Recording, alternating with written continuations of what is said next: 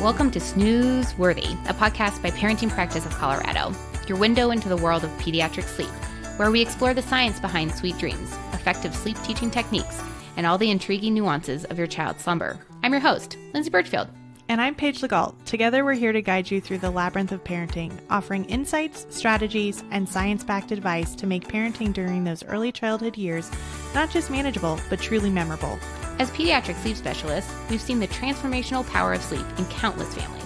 And because parenting is a journey, we won't stop at sleep. We'll provide you with valuable parenting tips for every aspect of early childhood, from managing tantrums to fostering creativity and hitting those all-important milestones.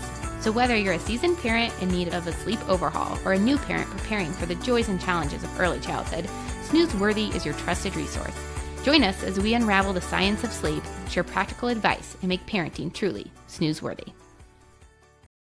Hi, everybody. Welcome back to Snooze Worthy. My name is Lindsay Birchfield, and I'm here with my co-host, Paige Legault. So today we're super excited to start talking about back is best, right? I know that if you're a parent out there, you've definitely heard about this campaign. And so today we're just going to give a little bit of information about it, all right? So we're going to talk about the ABCs of safe sleep. We're going to talk about our stance on co-sleeping. And then we're going to talk about setting up that safe sleep environment for any age. Alrighty, so let's talk a little bit about back is best. So co-sleeping or bed sharing really is a personal decision, all right? Yeah. And many families consider this approach to sleep for bonding and, to be honest, for convenience, right? Yeah. And so while co-sleeping can truly foster closeness, it is essential to just be aware of the potential risks, all right? Including accidental suffocation and or overlying. Safe sleep guidelines from the American Academy of Pediatrics, or the AAP, recommend that infants sleep in their own sleep space, such as a crib or a bassinet, in close proximity to the parent's bed for the first 6 to 12 months. Yeah. If the parents choose to co-sleep or bed share, there are safe practices to follow, such as using a firm mattress. Yeah. Remove soft bedding and avoiding alcohol or drugs that may impair the awareness of the families in the bed environment, right? Families should discuss and establish those clear boundaries and safety guidelines for bed sharing before baby arrives. Yeah. We always have clients who get into co-sleeping or bed sharing in two different ways. The first way is intentionally. They've done their research, they've set up the environment, they did this in the safest way possible. Other times it's accidental, it's survival, to be totally honest. And this can look like several things. Sleeping in the family bed is one parent, other parents disappeared to another environment. Sleeping on a couch, sleeping in an armchair, sleeping on the floor with their baby. And all of this, because it's out of survival, is set up poorly. Right? Set up in a stressful environment, and typically the parents are not on the same page, which just then amplifies everything. So we want to really avoid that at all costs for safety. Absolutely. And really, our golden rule of bed sharing here at Parenting Practice is when one person in the family bed, including the baby, right, or that child, is not getting the quality sleep they need, co-sleeping is no longer working. And I just want to say, here at Parenting Practice, we are not here to judge your approach to sleep whatsoever. I think it's funny because people know I'm a sleep specialist, and when I'm engaging with moms, if they are co-sleeping, oftentimes they will not tell me the truth because they're afraid I'm going to say, you shouldn't be doing that. But guess what? I'm not here to tell you that, right? We are here to help you if it's come to a point in time where co-sleeping is no longer working for you, all right? So families that are considering bed sharing are encouraged to consult, though, with their pediatrician, right? Make sure you're talking to your doctor about this, and or even talk to a certified sleep specialist that is certified in helping you bed share in a safe fashion. So here at Parenting Practice, we are not certified for that approach, right? We're here to really help you transition your child to sleeping independently, but there are experts out there on bed sharing. So if you are going to be bed sharing, just make sure you are looking into the appropriate resources, talking to your doctors, so that nothing bad happens while you're doing that, right? And you can even look into the Safe to Sleep campaign that the AAP put out there to just learn a little bit more about what is ideal from a safe sleep perspective for your children, so that you're just fully educated when making the decision on what sleeping looks like for your family. 100%. And then setting up a safe sleep environment by age, we have to change this as our kids grow, right? What we would do for our toddlers versus our infants is astronomically different. Yes. So, creating a safe environment begins from the moment baby arrives home and it continues as they grow and develop, right? Infants should sleep on a firm, flat surface. We're going to say it 1,000 times, friends. Yep. But they should sleep on that firm, flat surface independently, Yep. right? With no soft bedding, pillows, toys that could pose suffocation. And this includes bumpers. Yeah. Okay. No bumpers. The room temperature should be between 68 to 71, ideally 2 degrees lower than what you keep it at during the day. And then babies should wear appropriate clothing to stay warm. Typically, it's one more layer than what you wear to bed, and that includes blankets. And so that way we know baby's nice and snuggly and warm. We don't want them overheating or getting cold. They will tell you if they're cold. Yeah, very true. Yeah. And then we also just want to make sure the clothing is appropriate. No hats, no mittens, and no jewelry. Please, no jewelry for sleep. And this will help guarantee that your environment is set up for infants safely. Yes.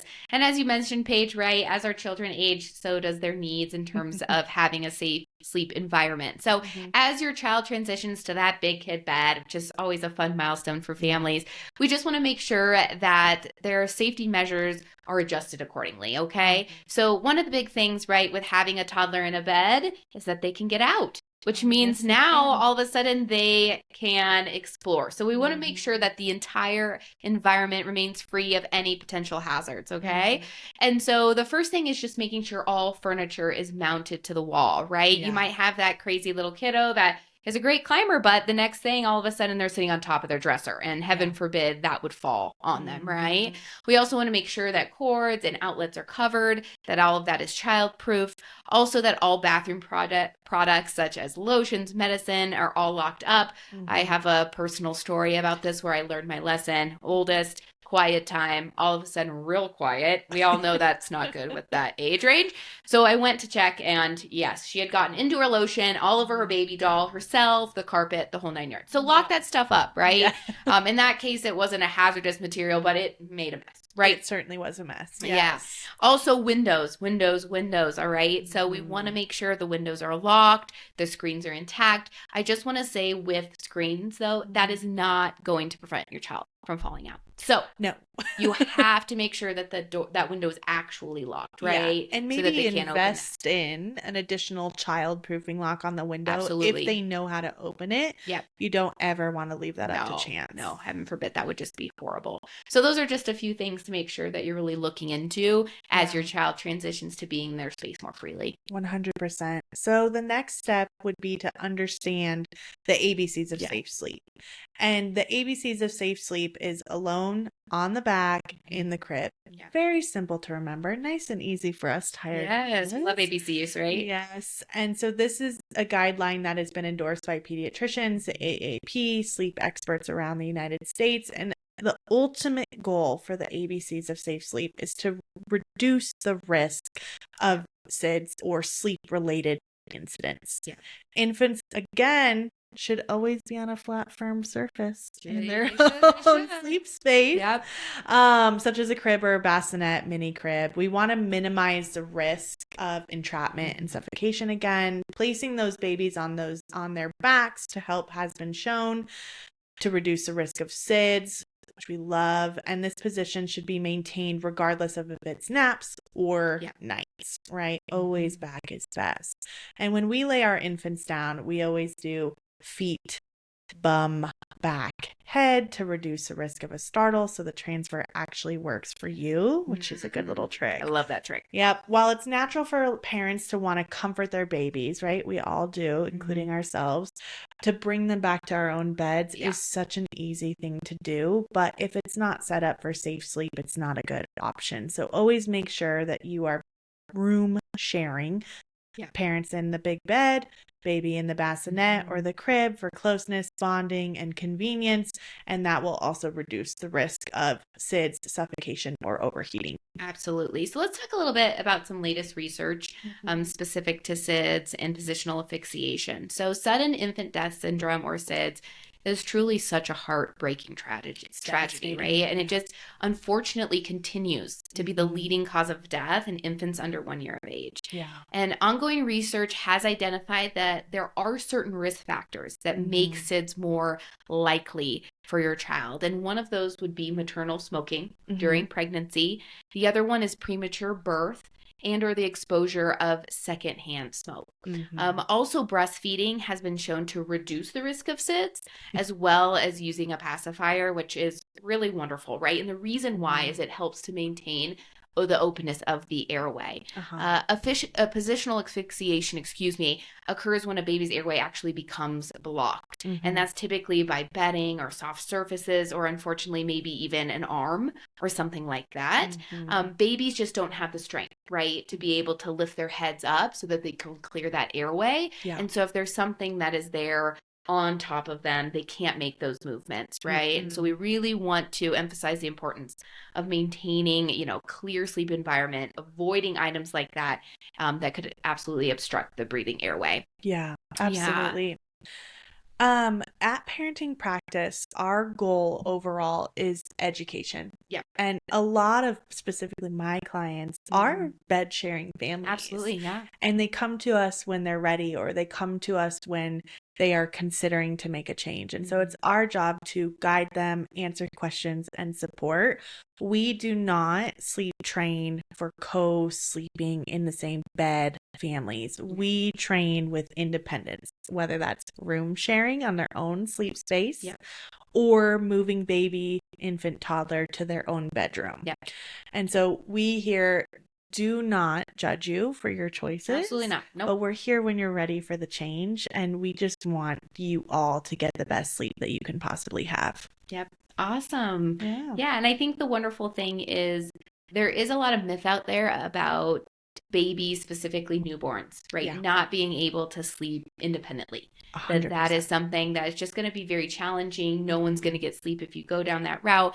And what I would say is that we know both professionally and personally, it Mm-hmm. doesn't have to be that way, right? No. All of three of our children, they all slept in our rooms on an independent surface, right? They all slept very well. Yeah. And by 12 weeks, they were all 12 hours, right? Yep. And so there are things that you can do to ensure that your child can sleep well and safely. And we're Yes. just here to really kind of promote that that is possible. And we personally would love to help you if you're in a Yeah. season, if that's something you're looking to do, right?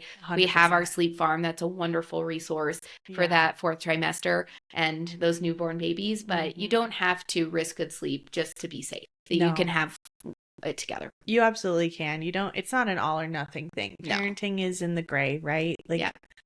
we're flexible. We've got to adapt. These babies are so smart. And I think that we just don't even consider some of the things they can do because we Absolutely. just don't know. Yeah. Yeah. Just Yeah. don't know. Well, thank you for joining us today, everyone. Come back next time for our Yeah. next episode on secure attachment versus attachment style parenting. It's going to be a good one. This is one of my favorite topics to talk about. But come back to Snooze Worthy, and we'll see you then. Yay. Thanks for joining.